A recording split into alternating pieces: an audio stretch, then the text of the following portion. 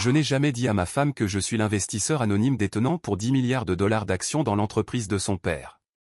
Elle m'a toujours vu vivre simplement. Un jour, elle m'a invité à dîner avec ses parents. Je voulais voir comment ils traiteraient un homme pauvre et naïf. Mais au moment où ils ont fait glisser une enveloppe sur la table, les dîners de famille sont souvent inconfortables. Mais celui-là ressemblait à une négociation. Des couverts coûteux, des silences calculés et un regard qui disait « ce n'est pas une invitation, c'est un avertissement ». Quand l'enveloppe est apparue, j'ai compris qu'il ne voulait pas discuter. Il voulait m'acheter. Le problème, c'est qu'ils avaient choisi la mauvaise personne pour essayer de mettre un prix. L'enveloppe glissa sur la table en acajou avec un son qui changea tout. À l'intérieur se trouvait un chèque de 500 000 $, et Richard Hastings souriait comme s'il avait résolu tous ses problèmes avec une simple signature. Ce qu'il ignorait, c'est que l'homme assis en face de lui, qu'il tentait d'acheter comme s'il s'agissait d'un quelconque individu en quête d'argent, contrôlait 47% de tout son empire. Je m'appelle Nathan Cross, et voici l'histoire de la manière dont j'ai regardé la famille de ma femme tenter de me détruire alors que je tenais leur avenir financier dans le creux de ma main. Pendant 3 ans, j'ai été marié à Emma Hastings, fille de l'un des promoteurs immobiliers les plus importants de Chicago. Et pendant 3 ans, j'ai laissé sa famille croire que je n'étais qu'un simple analyste de données aux finances précaires, qui avait en quelque sorte réussi à convaincre leur précieuse fille d'épouser quelqu'un d'une classe inférieure. La réalité était bien plus compliquée. La réalité était que je détenais suffisamment d'actions de la Hastings Development Corporation pour évincer Richard de sa propre salle de réunion avec un simple appel téléphonique. Mais je suis resté silencieux, observant, attendant de voir qui ces personnes étaient vraiment lorsqu'elles pensaient que personne ne regardait. L'invitation pour le dîner arriva un mardi matin. Emma me tendit son téléphone pendant le petit déjeuner, me montrant un message de sa mère, Victoria. « Maman veut qu'on vienne dîner vendredi soir », dit Emma, la voix tendue de cette manière qui était devenue normale dès que sa famille entrait dans la conversation. « Juste nous 4. » Elle dit que c'est important. Je savais ce que « important » signifiait dans le vocabulaire de la famille Hastings. Cela signifiait que Richard avait décidé qu'il était temps de régler l'embarras du mariage de sa fille avec quelqu'un qui conduisait une Honda vieille de 7 ans et louait un appartement modeste dans un quartier que leur jardinier ne visiterait pas. Cela pourrait être intéressant, dis-je, gardant ma voix neutre tout en calculant à quel point ce dîner pourrait devenir intéressant. Emma reposa sa tasse de café avec plus de force que nécessaire. « Nathan, s'il te plaît, ne prends pas ça mal, mais peut-être que nous devrions annuler. Quand mes parents sont aussi formels, cela signifie généralement qu'ils planifient quelque chose. » Elle n'avait pas tort. En 3 ans de mariage, Richard et Victoria avaient exprimé leur désapprobation cristalline à travers 1000 petites blessures. La façon dont Victoria mentionnait l'ex-petit ami d'Emma, Trevor, qui dirigeait maintenant sa propre société d'investissement. La façon dont Richard parlait des jeunes hommes à succès de son secteur, s'assurant toujours que je comprenne que je n'en faisais pas partie. Les réunions de famille soigneusement planifiées où j'étais placé à la table des enfants tandis que les cousins d'Emma, tous diplômés et richement pourvus, discutaient affaires avec les adultes. « Nous y allons, dis-je fermement. Je veux voir ce qu'ils préparent. » Ce qu'Emma ignorait, ce que personne ne savait à part mon avocat et mes conseillers financiers, c'est que Nathan Cross, l'analyste de données sans rien de remarquable, était aussi NC Holdings, l'entité d'investissement anonyme qui avait acquis régulièrement des actions de la Hastings Development Corporation au cours des 8 dernières années. Tout avait commencé quand j'avais 24 ans, fraîchement diplômé du MIT avec un master en ingénierie financière et un petit héritage de mon grand-père. La plupart des gens auraient acheté une belle voiture ou fait un voyage coûteux. J'ai acheté des actions d'une société immobilière en difficulté, dirigée par un homme nommé Richard Hastings qui se noyait dans les dettes de projets trop ambitieux et dont le timing était désastreux lors de la crise de 2008. J'avais étudié l'entreprise de Richard pendant des mois avant de faire mon premier achat.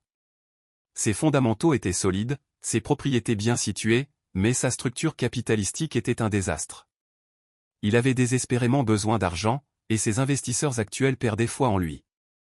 Alors, j'ai commencé à acheter discrètement, à travers des couches de sociétés qui ne pouvaient pas être retracées jusqu'à moi. En 3 ans, je détenais 15% de son entreprise. Quand j'ai rencontré Emma lors d'une vente aux enchères caritatives, il y a 5 ans, j'en détenais 31%. Quand nous nous sommes mariés, j'en détenais 42%. Aujourd'hui, j'en détenais 47%, ce qui faisait de moi le plus grand actionnaire individuel de la Hastings Development Corporation. Richard Hastings travaillait pour moi. Il ne le savait tout simplement pas. Rencontrer Emma ne faisait partie d'aucun plan. J'étais allé à cette vente aux enchères parce qu'un client était honoré et que je voulais le soutenir. Emma était là parce que sa mère l'avait traînée à un événement mondain qui ne l'intéressait pas. Nous nous sommes retrouvés au bar en même temps, tous deux essayant d'échapper à des conversations ennuyeuses avec des gens ennuyeux. Elle m'a fait rire avec son imitation parfaite de la voix de sa mère en société. Je l'ai fait rire en admettant que je ne savais pas quelle fourchette utiliser pour la salade. Nous avons parlé pendant 3 heures d'affilée et, quand elle m'a donné son numéro, elle m'a prévenu. Prévenez-moi tout de suite, ma famille est assez intense avec l'argent, le statut et toutes ces choses superficielles. Si ça risque de te gêner, on devrait probablement juste laisser tomber. J'ai souri et j'ai dit la chose la plus vraie possible sans révéler toute la vérité, l'argent ne définit pas qui tu es. Le caractère, oui. 3 mois plus tard, je lui ai demandé sa main. 6 mois après cela, nous nous sommes mariés lors d'une petite cérémonie que Victoria a désespérément tenté de transformer en mariage mondain. Emma a refusé, choisissant une célébration simple avec 50 personnes qui comptaient vraiment pour nous. Richard a porté un toast qui dissimulait à peine sa déception que sa fille unique se soit mariée en deçà de son potentiel. J'ai souri pendant tout le discours, sachant que l'homme qui faisait des blagues sur ma carrière modeste n'avait pu payer ce mariage que grâce aux injections de capitaux de mon fonds d'investissement. Le jeu auquel je jouais était dangereux. Je le savais. Chaque mois, Emma s'inquiétait inutilement pour l'argent. Notre appartement était bien, mais elle avait grandi dans un manoir. Nos vacances étaient nationales parce que je ne pouvais pas expliquer comment nous aurions pu nous offrir des vacances en Europe avec le salaire d'un analyste de données. Elle s'en est accommodée mieux que je ne l'aurais imaginé, ne se plaignant jamais, insistant toujours sur le fait qu'être ensemble était plus important que le style de vie de ses parents. Mais je voyais la tension que cela créait en elle, surtout lors des réunions de famille, lorsque Victoria faisait des allusions sur la nouvelle normalité d'Emma. « Pourquoi les laisses-tu te traiter comme ça ?» m'a demandé Emma un jour, après un dîner de Thanksgiving particulièrement brutal où Richard a passé 20 minutes à m'expliquer comment fonctionnait le marché immobilier. Comme si je ne comprenais pas déjà chaque aspect de son affaire mieux que lui. « Parce que l'opinion de ton père sur moi ne définit pas qui je suis, lui ai-je dit. Et parce que je sais quelque chose qu'il ignore, les personnes les plus puissantes dans toute pièce sont généralement celles que personne ne remarque. Si vous vous êtes déjà senti sous-estimé par des gens qui pensaient être meilleurs que vous, appuyez sur ce bouton d'abonnement dès maintenant. Laissez un commentaire ci-dessous sur une fois où quelqu'un vous a sous-estimé et l'a amèrement regretté. Et écrasez ce bouton like parce que cette histoire est sur le point de devenir absolument folle. Croyez-moi, vous ne voudrez pas rater ce qui se passe quand Richard découvrira qui dirige réellement son entreprise depuis toujours. Vendredi est arrivé avec cette clarté automnale typique qui fait paraître Chicago presque civilisé. Emma a passé 1 heure à s'habiller, changeant 3 fois de tenue avant de choisir quelque chose qui respectait la formalité de ses parents sans en faire trop. J'ai enfilé un chino et une chemise habillée, l'uniforme de la médiocrité acceptable que Richard attendait de moi. La propriété des Hastings s'étendait sur 3 hectares à Highland Park, un monument à la richesse qui ressemblait toujours plus à un musée qu'à une maison. L'allée sinueuse traversait des jardins méticuleusement entretenus avant de déposer les visiteurs devant une entrée digne d'un château européen. La main d'Emma a trouvé la mienne à l'approche de la porte. « Ou quoi qu'ils aient planifié », a-t-elle murmuré. « Souviens-toi juste que c'est toi que j'ai choisi. Rien de ce qu'ils diront ne changera cela. » Victoria a ouvert la porte elle-même, ce qui était inhabituel. D'habitude, leur gouvernante s'occupait de ses tâches. « Emma, ma chérie », dit-elle en étreignant sa fille avec ce genre d'affection calculée qui ne dérangerait pas son maquillage. Nathan. Mon nom a été coupé, comme si elle reconnaissait une nécessité regrettable. La salle à manger était dressée pour 4, mais la formalité de la table suggérait autre chose qu'un simple dîner familial en toute décontraction. Des verres en cristal, de la porcelaine qui coûtait probablement plus que mon loyer, et assez de couverts pour embrouiller quiconque n'aurait pas grandi en sachant quelle fourchette servait à quel usage. Richard était déjà assis à la tête de la table, vêtu d'un costume même chez lui. C'était ça, Richard, toujours en représentation, rappelant toujours à chacun son statut. « Nathan », dit-il en se levant pour me serrer la main avec la poignée ferme d'un homme cherchant à établir sa domination. « Content que vous ayez pu venir. Comme si j'avais eu le choix, comme si cette invitation avait été une faveur qu'il m'accordait, et non une convocation à laquelle me plier. » Le premier plat est arrivé et la conversation est restée neutre et sûre. Victoria a interrogé Emma sur son travail dans l'organisation à but non lucratif où elle gérait des programmes communautaires. Richard a mentionné un nouveau projet de développement immobilier dans le West Loop. J'ai joué mon rôle à la perfection, posant juste assez de questions pour paraître intéressé, mais pas assez pour sembler réellement connaître le marché immobilier que je maîtrisais secrètement. Puis, alors que le plat principal était débarrassé, Richard a sorti un porte-document en cuir. Du genre utilisé par les avocats, du genre qui signifiait que les choses sérieuses commençaient. Nathan, a-t-il commencé, sa voix prenant le ton qu'il utilisait probablement en salle de réunion. Victoria et moi voulions vous parler de quelque chose d'important, quelque chose qui affecte l'avenir d'Emma. La main d'Emma a trouvé la mienne sous la table, serrant fort. Elle savait que cela arriverait, même sans savoir exactement sous quelle forme. Nous avons beaucoup réfléchi au bien-être d'Emma, a ajouté Victoria en s'essuyant les lèvres avec une serviette. Elle a renoncé à tant de choses en t'épousant. Son mode de vie, ses opportunités, sa position dans la société. J'ai senti Emma se raidir à mes côtés. Maman, nous en avons déjà parlé. Laisse-nous finir, ma chère, a dit Richard en levant une main. Nous ne sommes pas ici pour critiquer qui que ce soit. Nous sommes ici pour résoudre un problème. Il a ouvert le porte-document en cuir, révélant une pile de documents et, tout en haut, un chèque. Même de l'autre côté de la table, je pouvais voir que c'était une somme substantielle. Nathan, je vais être direct parce que je respecte la franchise dans les affaires. Vous semblez être un jeune homme convenable, mais soyons honnêtes sur ce qui s'est passé ici. Vous avez épousé au-dessus de votre condition. Ce n'est pas une insulte. C'est simplement un fait. Emma aurait pu avoir n'importe qui. Elle vous a choisi, et nous avons essayé d'accepter cette décision. Mais, continua Victoria, nous ne pouvons pas rester là à regarder notre fille lutter financièrement par orgueil. Nous avons donc trouvé une solution qui bénéficie à tout le monde. Richard fit glisser le dossier sur la table. À l'intérieur se trouvait un accord d'annulation de mariage, et épinglé dessus, un chèque de 500 000 $. C'est plus d'argent que vous n'en verriez en 10 ans dans votre emploi actuel, dit Richard. Sa voix portait la confiance d'un homme à qui personne qu'il jugeait inférieur n'avait jamais dit non. Et signez les papiers d'annulation, prenez l'argent et passez à autre chose. Vous serez mieux loti qu'avant de rencontrer Emma, et Emma pourra avancer vers une vie plus conforme à son rang. Le silence qui suivit fut absolu. Emma semblait avoir été giflée. Victoria étudiait ses ongles, pensant probablement que c'était déjà réglé. Richard souriait légèrement, le sourire d'un homme qui venait de résoudre un problème avec une application élégante d'argent. Je regardais le chèque. 500 000 $. Pour Richard Hastings, c'était probablement une erreur d'arrondi. Pour la personne qu'il croyait que j'étais, cela représentait une vie entière d'opportunités. Et c'était la plus belle ironie de ce moment. L'homme qui m'offrait un demi-million de dollars pour quitter sa fille n'était capable de faire cette offre qu'à cause des milliards que j'avais injectés dans son entreprise en difficulté au cours des 8 dernières années. C'est une offre très généreuse, dis-je finalement, gardant ma voix neutre. Le sourire de Richard s'élargit. Je savais que vous seriez raisonnable. Juste pour que je comprenne bien, continuai-je, prenant le chèque du dossier et le tenant à la lumière, vous voulez que je renonce à mon mariage avec Emma pour 500 000 $? C'est une annulation, corrigea Victoria. Beaucoup plus propre qu'un divorce. Sans faute, sans ressentiment, juste une reconnaissance mutuelle que le mariage était une erreur depuis le début. Emma se leva brusquement, sa chaise grinçant contre le sol en bois. C'est insensé. Vous ne pouvez pas simplement acheter les gens. Ma chérie, assieds-toi, dit Richard. Les adultes parlent. J'ai 28 ans, papa. Je suis une adulte et mon mari est assis là, en train de se faire offrir de l'argent pour me quitter. Comment osez-vous? Mais Richard ne la regardait même pas. Il me regardait, confiant d'avoir déjà gagné. Nathan comprend comment le monde fonctionne. N'est-ce pas, Nathan? Parfois, l'argent est simplement la manière la plus honnête de résoudre un problème.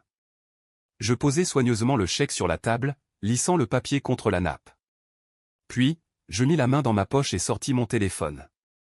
Avant de répondre, dis-je, je dois passer un appel rapide. Vous m'excusez un instant? Nathan, qu'est-ce que tu fais? Demanda Emma, confuse. Je m'assure que tout le monde à cette table comprend la situation dans son ensemble, répondis-je. Je composai le numéro de mon avocat, Marcus Pennington, que je savais être disponible malgré l'heure tardive. Marcus gérait mes intérêts depuis 8 ans et savait exactement quoi faire quand je l'appelais lors d'événements familiaux. Marcus, c'est Nathan. Je suis à un dîner avec la famille Hastings et quelque chose d'intéressant est apparu. Pourriez-vous consulter la structure actionnariale actuelle de la Hastings Development Corporation? Oui, maintenant. Je reste en ligne. Richard fronça les sourcils. Et qu'est-ce que votre avocat a à voir avec cela? Tout, dis-je simplement. Puis Marcus revint en ligne et je mis le téléphone en haut-parleur. Marcus, pourriez-vous expliquer, s'il vous plaît, à tout le monde présent la structure actionnariale actuelle de la Hastings Development Corporation? La voix de Marcus remplit la salle à manger, professionnelle et précise. Certainement. La Hastings Development Corporation a 100 millions d'actions en circulation. Le plus grand actionnaire est NC Holdings, qui détient 47 millions d'actions, représentant 47% de l'entreprise. Le deuxième plus grand actionnaire est Richard Hastings lui-même, avec 18 millions d'actions, soit 18%. Les 35% restants sont répartis entre divers investisseurs institutionnels et individuels. Richard fixait le téléphone comme s'il parlait une langue étrangère. Mais qu'est-ce que c'est? Qu'est-ce que cela a à voir avec? Marcus l'interrompit, comme je l'avais demandé. Pourriez-vous expliquer, s'il vous plaît, qui est le propriétaire de NC Holdings? NC Holdings est entièrement détenue par Nathan Cross. Elle a été créée il y a 8 ans à l'aide d'un héritage et a été le principal véhicule d'investissement du portefeuille de M. Cross. La valeur actuelle de la position dans la Hastings Development Corporation est d'environ 10,8 milliards de dollars, au prix de clôture d'aujourd'hui. Le silence qui suivit fut différent du précédent. Ce n'était pas un silence de choc ou de gêne. C'était le silence d'un monde en train d'être reconstruit à partir de zéro. La bouche d'Emma était ouverte. Victoria était complètement pâle. Richard avait l'air d'avoir été renversé par un camion. « Je ne comprends pas, » dit finalement Richard, sa voix à peine au-dessus d'un murmure. Je pris le chèque et le lui tendis. 500 000 dollars. Vous m'offrez un demi-million pour que je quitte Emma. Je laissai cela planer dans l'air un instant. Et Richard, je détiens 47% de votre entreprise. Aux évaluations actuelles, ma position vaut 10,8 milliards de dollars. Comprenez-vous ce que cela signifie? La voix de Marcus continua sur le haut-parleur, cela signifie que M. Cross est l'actionnaire individuel le plus important de la Hastings Development Corporation. Il dispose d'une majorité de votes lorsqu'ils sont combinés à ceux des autres actionnaires minoritaires qui suivent son jugement. En termes pratiques, Nathan Cross pourrait démettre Richard Hastings de son poste de PDG par un simple vote à la majorité lors de n'importe quelle réunion du conseil d'administration. Le visage de Richard était passé du blanc au rouge. C'est impossible. NC Holdings est. Je pensais que c'était. Il balbutiait, son autorité soigneusement construite s'effondrant en temps réel. Vous pensiez que c'était un investisseur institutionnel, complétai-je pour lui. Un fonds spéculatif ou une société de capital investissement sans visage. Vous n'avez jamais posé de questions parce que l'argent continuait d'arriver quand vous en aviez besoin. Il y a 8 ans, votre entreprise se noyait sous les dettes.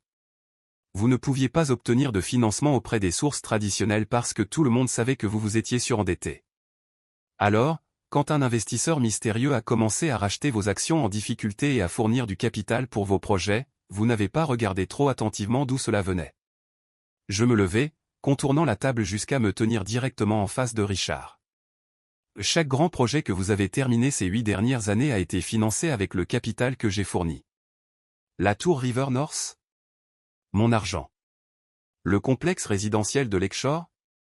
Mon argent. Les parcs de bureaux en banlieue qui ont sauvé votre entreprise pendant la récession de 2015? Tout ça, avec mon argent. Victoria retrouva enfin sa voix. Mais vous êtes analyste de données. Vous vivez dans ce petit appartement. Vous conduisez cette horrible voiture. Je suis analyste de données, confirmai-je. J'analyse des données financières pour des clients qui ont besoin de conseils spécialisés en investissement. Ce n'est pas un mensonge. C'est juste que ce n'est pas toute la vérité. L'appartement est modeste parce qu'Emma et moi avons choisi la modestie. La voiture fonctionne parfaitement bien. Je n'ai pas besoin de prouver quoi que ce soit à qui que ce soit par des démonstrations de richesse. Emma pleurait maintenant, mais pas de tristesse de colère. Vous nous avez observés pendant tout ce temps, vous les avez regardés vous traiter comme de la vermine, sachant que vous pouviez les détruire d'un simple coup de fil. J'aurais pu détruire, acquiesçai-je. Mais je voulais savoir qui ils étaient vraiment. Je voulais voir jusqu'où ils iraient quand ils penseraient avoir tout le pouvoir. Je regardais Richard, toujours figé dans son fauteuil. Il semblerait qu'il soit allé assez loin. Nathan, commença Richard, la voix tremblante. Je ne savais pas. Vous devez comprendre. Je ne savais pas qui vous étiez. Est-ce que cela aurait changé quelque chose, demandai-je. Et si j'avais vraiment été celui que vous pensiez, cette offre aurait-elle été moins insultante? Essayer de m'acheter pour que je quitte votre fille aurait-il été plus justifiable?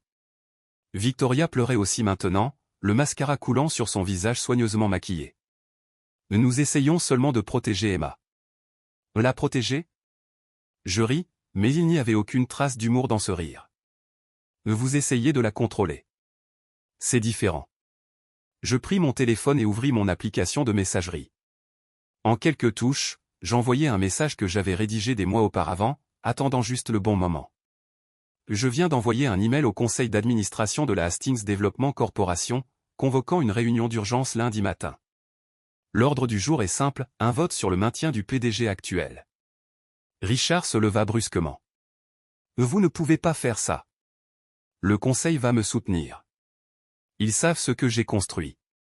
Et ils savent ce que nous avons construit ensemble, corrigez-je. Et ils savent aussi que 47% des actions avec droit de vote soutiennent un changement de direction. J'ai déjà parlé aux autres actionnaires importants. Quand nous voterons lundi, vous serez démis de vos fonctions de PDG. Le conseil mettra en place une équipe de direction intérimaire pendant que nous chercherons un remplaçant permanent. Mais c'est mon entreprise, hurla Richard. Son maintien avait complètement disparu, remplacé par une panique crue. Je l'ai construite à partir de rien. Non, dis-je calmement. Vous l'avez conduite au bord de la faillite. Je l'ai sauvée. Et je l'ai fait pendant que vous me traitiez comme si je ne valais pas l'air que je respirais à votre table. Je me tournai vers Emma, qui me regardait comme si elle ne m'avait jamais vu auparavant. Je suis désolé de ne pas t'avoir dit la vérité plus tôt. J'ai voulu te le dire 1000 fois, mais j'avais besoin de savoir si ta famille m'accepterait un jour pour qui je suis, et non pour ce que j'ai. Ce soir m'a donné la réponse. Nathan, murmura-t-elle, pourquoi? Pourquoi les laisser t'humilier quand tu aurais pu simplement tout révéler? Parce que l'humiliation est temporaire. Le caractère est permanent. Tes parents m'ont montré aujourd'hui qui ils sont vraiment. Ils m'ont offert de l'argent pour que j'abandonne la personne que j'aime le plus au monde. Ils ont accordé plus de valeur à leur statut social qu'à ton bonheur. J'avais besoin que tu vois cela aussi. Je pris le chèque une dernière fois et le déchirai nettement en deux. Je ne veux pas de votre argent, Richard. Je n'en ai jamais voulu. Je voulais faire partie d'une famille. Je voulais prouver que je pouvais aimer votre fille sans me soucier de votre nom de famille ou de votre héritage, mais vous n'avez pas pu voir ça. Tout ce que vous avez vu, c'est quelqu'un que vous pensiez inférieur à vous. Marcus reprit la parole au téléphone. Nathan, dois-je poursuivre les notifications au conseil d'administration?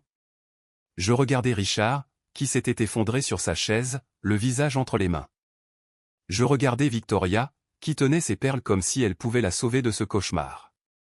Et je regardais Emma, ma femme, qui méritait mieux que des parents qui mesurent l'amour en chiffres. Oui, dis-je finalement. Il poursuit avec tout cela. Il est temps pour une nouvelle direction. Le trajet du retour se déroula dans un silence total pendant les 10 premières minutes. Emma était assise sur le siège passager de ma terrible Honda, fixant les lumières de la ville qui défilaient par la fenêtre. Finalement, elle parla. Depuis combien de temps planifiais-tu cela? Je ne planifiais rien, dis-je avec honnêteté. J'ai acheté des actions de l'entreprise de ton père bien avant de te rencontrer. C'était une bonne opportunité d'investissement. Te rencontrer, tomber amoureux de toi, c'était un pur hasard. Un hasard merveilleux, mais un hasard quand même. Mais tu aurais pu me le dire. Tu aurais pu me le dire à n'importe quel moment ces 3 dernières années. J'aurais pu, acquiescer-je. Mais m'aurais-tu cru si je t'avais dit que je t'épousais pour toi, et non pour les connexions de ta famille? M'aurais-tu cru quand je te disais que je t'aimais pour qui tu es, et non pour ce que tu représentais? Elle resta silencieuse un long moment. Je ne sais pas, admit-elle finalement. Peut-être pas au début. Je voulais que tu saches, sans l'ombre d'un doute, que je t'avais choisi quand je n'avais rien à y gagner. Je voulais que ta famille révèle qui elle était vraiment, et ce soir, ils l'ont fait. Que se passe-t-il maintenant, demanda-t-elle. Avec l'entreprise de mon père. Avec mes parents. L'entreprise ira bien, l'assurai-je. Mieux que bien. Je vais installer une équipe de direction professionnelle qui sait réellement ce qu'elle fait. Ton père se verra offrir un poste de consultant s'il le souhaite, mais avec une autorité et une rémunération significativement réduite. Et mes parents? Je soupirai. Cela dépend de toi. Ce sont tes parents, Emma. Je ne te forcerai pas à choisir entre eux et moi, mais je ne vais pas non plus prétendre que ce qu'ils ont fait ce soir était acceptable. Elle tendit la main et prit la mienne. Je te choisis. Je t'ai toujours choisi, même quand je pensais que tu n'étais qu'un analyste de données avec une onda et des rêves modestes. Surtout à ce moment-là, en fait. Pourquoi, surtout à ce moment-là? Parce que cette version de toi m'aimait sans aucune attente de gain. Cette version de toi m'a choisi quand elle pensait que je n'étais qu'une employée d'ENG avec une famille critique. Cela, c'est réel, Nathan. C'est ce qui compte. Nous entrâmes dans notre immeuble, ce bâtiment modeste qui avait été notre maison pendant 3 ans. Demain, je pourrais nous acheter un pantou si nous le voulions. Nous pourrions déménager à Highland Park nous-mêmes, vivre dans le genre de maison qui ferait paraître modeste la propriété de Richard et Victoria. Mais en regardant Emma sous la faible lumière du parking, je réalisai que nous n'avions besoin de rien de tout cela. Restons dans cet appartement, dis-je soudain. Elle sourit pour la première fois depuis le dîner. Oui. Peut-être qu'on l'achètera au lieu de le louer. Mais j'aime notre vie, Emma. J'aime être normal. J'aime prouver que le bonheur n'exige pas un manoir, une voiture de luxe, ou l'envie d'impressionner des gens qui ne valent pas la peine d'être impressionnés. Et l'argent, demanda-t-elle. Et 10 milliards de dollars, c'est trop pour simplement l'ignorer. On ne l'ignore pas. On va en faire quelque chose de significatif. Tu vas développer ton ONG. Nous allons financer des programmes communautaires qui aident réellement les gens. Et peut-être, si on se sent vraiment généreux, créer un fonds de bourse pour les jeunes qui veulent étudier les affaires mais n'en ont pas les moyens. Des jeunes comme toi, demanda-t-elle doucement. Des jeunes comme j'aurais pu l'être si mon grand-père ne m'avait pas laissé cet héritage. Oui. Ce lundi-là, la réunion du conseil d'administration se déroula exactement comme je l'avais prévu. Richard fut démis de ses fonctions de PDG par un vote de 78% en faveur de sa révocation. Il était assis au bout de la table des réunions, diminué et humilié, tandis que les membres du conseil qu'il avait courtisé pendant des années votaient maintenant pour le dépouiller de son pouvoir. Victoria appela Emma 17 fois ce jour-là. Emma laissa tous ses appels passer en messagerie vocale. Le lendemain, une lettre arriva à notre appartement par courrier recommandé. À l'intérieur, une note manuscrite de Victoria. Emma. Je ne m'attends pas à ce que tu nous pardonnes. Ce que nous avons fait est impardonnable, mais j'ai besoin que tu saches que nous pensions te protéger. Nous pensions que Nathan t'utilisait. Nous avions tort. Nous avions terriblement, horriblement tort. Ton père est anéanti. Pas à cause de l'entreprise, même si cela fait mal. Mais de t'avoir perdu. D'avoir découvert que le gendre qu'il méprisait est l'homme qui a sauvé tout ce qu'il avait construit. S'il te plaît, quand tu seras prête, pouvons-nous parler? Promis, plus d'enveloppe, plus de chèques. Juste une mère qui veut comprendre l'homme que sa fille a épousé. Emma lut la lettre 2 fois, puis la laissa sur le comptoir. Mais tu crois qu'ils sont sincères? Je pense qu'ils ont peur, dis-je. Et parfois, la peur rend les gens honnêtes d'une manière que le confort ne permet jamais. Mais que ferais-tu à ma place? Je réfléchis un moment. Je leur donnerai une chance. Une seule chance. Mais à nos conditions, dans notre appartement, sans la mise en scène de la richesse et du statut. S'ils peuvent nous accepter tels que nous sommes, vraiment tels que nous sommes, alors peut-être y a-t-il de l'espoir. Sinon, au moins nous le saurons. Emma prit son téléphone et tapa une réponse. Dîner. Ici, à la maison. Vendredi prochain. Pas de code vestimentaire, pas d'attente. Juste la famille. Elle me montra le message avant de l'envoyer. Trop dur.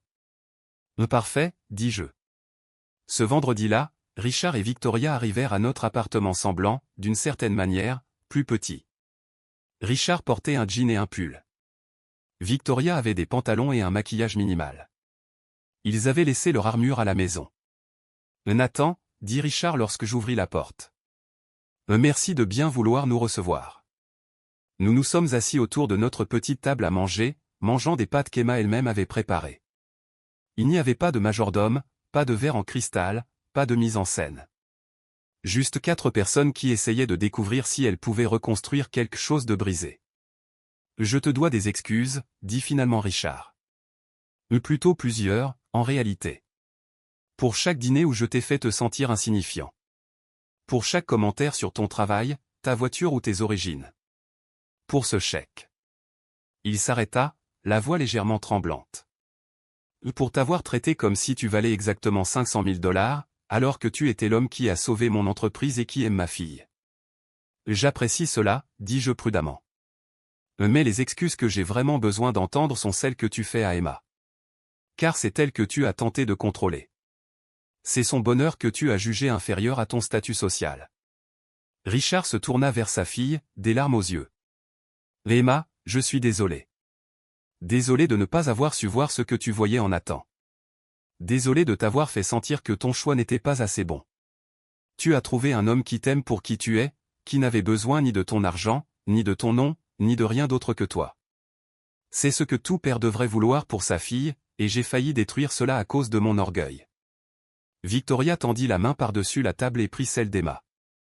J'ai passé toute ta vie à te préparer pour un certain type de vie, un certain type de mariage. Et quand tu as choisi différemment, j'ai eu l'impression que tu rejetais tout ce que je t'avais enseigné. Mais tu ne rejetais rien. Tu choisissais quelque chose de réel au lieu de quelque chose de vide. Je regrette d'avoir mis si longtemps à le voir. Emma pleurait maintenant, mais elle ne retira pas sa main. Êtes-vous sérieux? Parce que je ne peux pas vivre une autre nuit comme celle de vendredi dernier. Je ne peux pas vous voir traiter Nathan comme s'il n'était pas assez bien, alors qu'il est le meilleur homme que j'ai jamais connu. Mais nous sommes sérieux, dit Richard avec fermeté. Et nous sommes prêts à le prouver.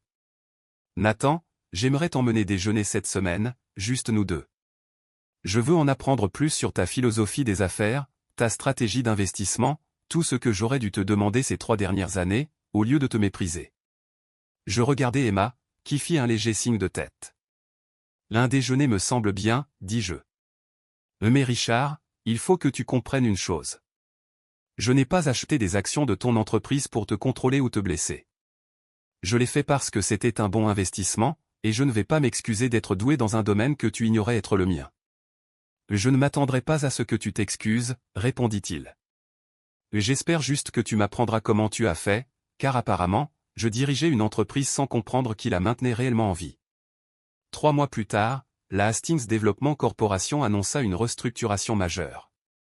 Richard resta au conseil en tant que conseiller principal, mais les opérations quotidiennes furent confiées à une équipe professionnelle qui transforma l'entreprise de fond en comble. Le cours de l'action augmenta de 40% depuis le changement de direction. L'ONG d'Emma reçut un don de 50 millions de dollars de la fondation familiale Cross, que j'avais créée pour faire exactement ce dont nous avions parlé cette nuit-là dans le parking. Nous avons financé des programmes communautaires, des bourses d'études et des initiatives aidant des personnes qui étaient là où j'étais il y a 8 ans, talentueuses, déterminées, mais sans les ressources pour le prouver. Richard et Victoria venaient dîner chez nous toutes les 2 semaines. Ils apprirent à laisser leurs attentes à la porte et à simplement être les parents d'Emma, plutôt que les figures mondaines de Highland Park. Richard se mit même à conduire une voiture plus modeste, plaisantant en disant que si un milliardaire pouvait être heureux dans une Honda, il pouvait probablement échanger sa Mercedes contre quelque chose de plus modeste. L'histoire du milliardaire secret fit les gros titres de l'actualité économique pendant quelques semaines, mais je refusai la plupart des demandes d'interview. Ce qui s'était passé autour de cette table n'était pas du contenu pour le Forbes ou le Wall Street Journal. C'était personnel. C'était une question de famille, de valeurs, de ce qui compte vraiment quand on retire le spectacle de la richesse et du statut. Environ 6 mois après ce dîner fatidique, Emma et moi étions assis sur le balcon de notre appartement, regardant les lumières de la ville. « L'as-tu déjà regretté ?» demanda-t-elle. « De les avoir laissés t'humilier si longtemps, alors que tu aurais pu simplement dire la vérité. » « Pas une seule fois, répondis-je honnêtement. « Parce qu'aujourd'hui, je sais. Je sais que tes parents t'aiment plus que leur orgueil. Je sais que tu m'as choisi pour moi.